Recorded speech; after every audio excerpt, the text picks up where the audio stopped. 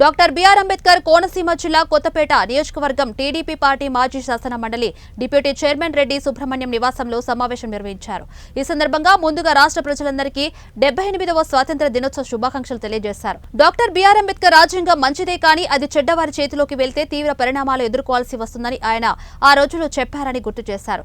రాష్ట్ర ప్రభుత్వం ఆగస్టు 15 వేడుకలు ఘనంగా జరుపుకోవడానికి ప్రత్యేకంగా నిధులు మంజూరు చేస్తారని ఇది శుభపరిణామమని అన్నారు. అలాగే స్వాతంత్ర పోరాటంలో ప్రాణాలర్పించిన స్వాతంత్ర సమరయోధులందరికీ నివాళులు అర్పిస్తూ పూజ్య బాపూజీ ఆశ సాధనకు తెలుగు ప్రజలందరూ కృషి చేయాలని ఆయన విజ్ఞప్తి చేశారు.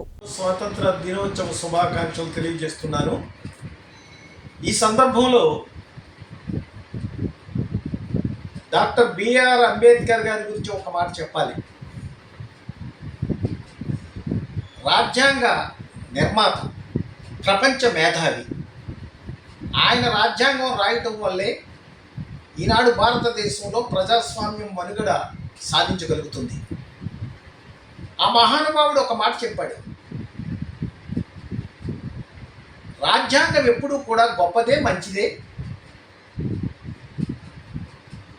ఆ రాజ్యాంగం అమలు చేసే వాళ్ళు మంచి వాళ్ళైతే అది ప్రజలకు మంచి జరుగుతుంది. అదే రాజ్యాంగం అమలు చేసేవారు చెడ్డవారి చేతిలోకి వెళ్తే ప్రజలకు చెడు జరుగుతుంది అని ఆ మహానుభావుడు బిఆర్ అంబేద్కర్ గారు చెప్పినటువంటి మాట ఈ సందర్భంగా గుర్తు చేస్తున్నాను. అందుకోసమే ఈనాడు ఈ 78వ స్వాతంత్ర దినోత్సవ సందర్భంగా ప్రత్యేకించి మీ అందరికీ మనవి చేసేది ఏమిటంటే, గ్రామాభ్యుదయమే దేశాభ్యుదయమని పూజ్య బాపూజీ కన్న కళలు నిజం చేయాలని, ఈ రాజ్యాంగం వల్ల ప్రజలందరికీ మంచి జరగాలని మంచి వారి చేతిలోకి వచ్చినందుకు నేను ఆనందిస్తున్నాను. ఎన్డీఏ ప్రభుత్వాలు ఉన్నాయి ఈనాడు రాష్ట్రంలో, కేంద్రంలో. కాబట్టి ఈ రాజ్యాంగం వల్ల ప్రజలకు మంచి చేకూరుతుంది, గ్రామాలు అభివృద్ధి చెందుతాయి, అందులో సందేహం లేదు. తద్వారా ఈ దేశం ముందుకు పోతుంది. జై హింద్. అందరికీ నమస్కారం. ముందుగా 78వ స్వాతంత్ర దినోత్సవ శుభాకాంక్షలు తెలియజేస్తున్న తెలుగు ప్రజలందరికీ, గ్రామాభ్యుదయమే దేశాభ్యుదయమని చెప్పినటువంటి పూజ్య బాపూజీ కళలు నిజం చేయటం కోసం మొన్ననే ఎన్నుకున్నటువంటి ఎన్డీఏ ప్రభుత్వం కట్టుబడి ఉంది అనేది ఈ సందర్భంగా నేను మనవి చేస్తున్నాను.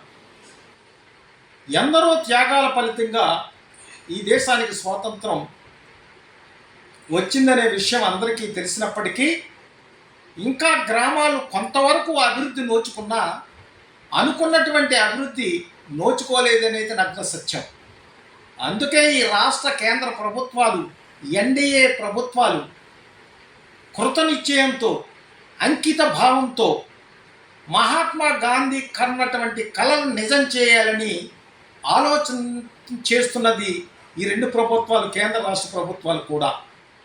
ఈ సందర్భంగా మీకు మనవి చేసేది ఏమిటంటే, స్వాతంత్ర దినోత్సవాలు అనేవి ఒక పండగ వాతావరణంలో ఎక్కడికక్కడ గ్రామాల్లో జరగాలి.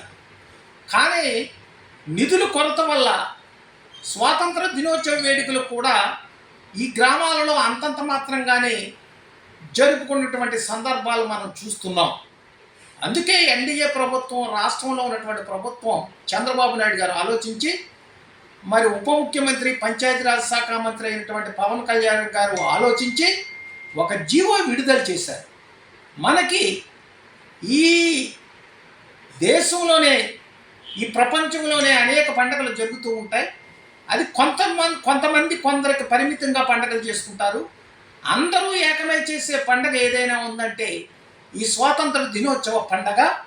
అందుకోసం ఇది ఘనంగా జరుపుకోండి అని ఒక జీవోని ఇష్యూ చేసి, మైనర్ పంచాయతీలు అంటే 10,000 రూపాయలు ఖర్చు పెట్టుకునే వెసులుబాటు, మేజర్ పంచాయతీ అయితే 25,000 రూపాయలు ఖర్చు పెట్టుకునే వెసులుబాటు కల్పించినందుకు చంద్రబాబు నాయుడు గారిని, పవన్ కళ్యాణ్ గారిని మనస్ఫూర్తిగా నేను అభినందిస్తూ, అది సద్వినియోగం చేసుకుని ఎక్కడికక్కడ గ్రామాలలో, మరి పట్టణాలలో ఒక పండగ వాతావరణంగా మరి తయారు చేసి స్వాతంత్ర దినోత్సవ వేడుకలు జరుపుకుంటారని, తద్వారా పూజ్య బాపూజీ కన్నటువంటి కళలు నిజం చేయటం కోసం మీరు, మేము, మనము అందరము ఏకస్తులై ఆ దిశగా ముందుకు పోవాలని మనస్ఫూర్తిగా కోరుకుంటూ, గ్రామ స్వరాజ్యం కోసం, గ్రామ పరిపాలన కోసం, గ్రామ స్వచ్ఛత కోసం, గ్రామాల అభివృద్ధి కోసం ఎన్డీఏ రాష్ట్రంలోని కేంద్రంలోని కట్టుబడిందనే విషయాన్ని తెలుగువారందరూ తెలుసుకుని ఉవ్వెత్తున